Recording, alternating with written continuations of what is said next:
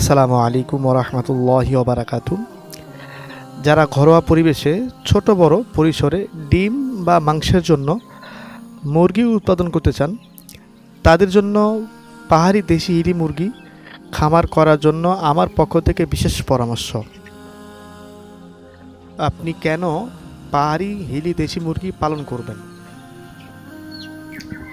যদি আমি বিস্তারিত বলি, প্রথম নাম্বার সেটা হচ্ছে বাৎসরিক ডিম উৎপাদনের ক্ষমতা 130 থেকে 140টি, যা আমাদের স্থানীয় দেশীয় মুরগি, যেটা আমরা দেশি জাতের যেটা বলে থাকি, সেই তুলনায় এই মুরগি ডিম উৎপাদন প্রায় 3 গুণ বেশি।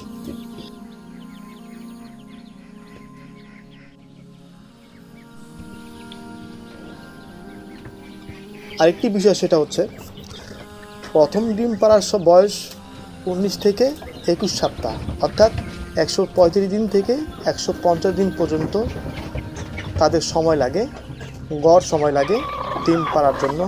কিন্তু আমার ফার্মে ডিম দিয়েছে 150 থেকে 180 দিনের মাথায়।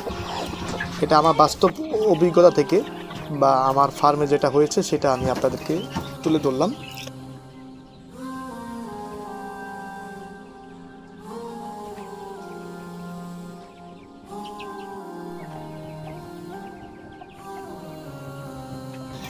আরেকটা বিষয় গুরুত্বপূর্ণ, সেটা হচ্ছে হিলি মুরগি কুচে বসে এবং সফলভাবে বাচ্চা ফোটায়।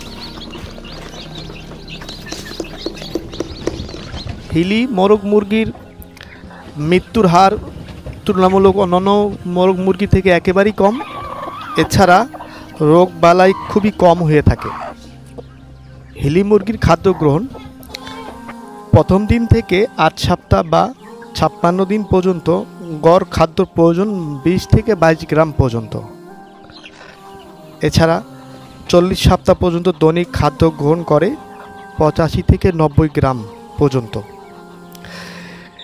হিলি মোরগ মুরগি সব ধরনের ঘাস প্রচুর খায়।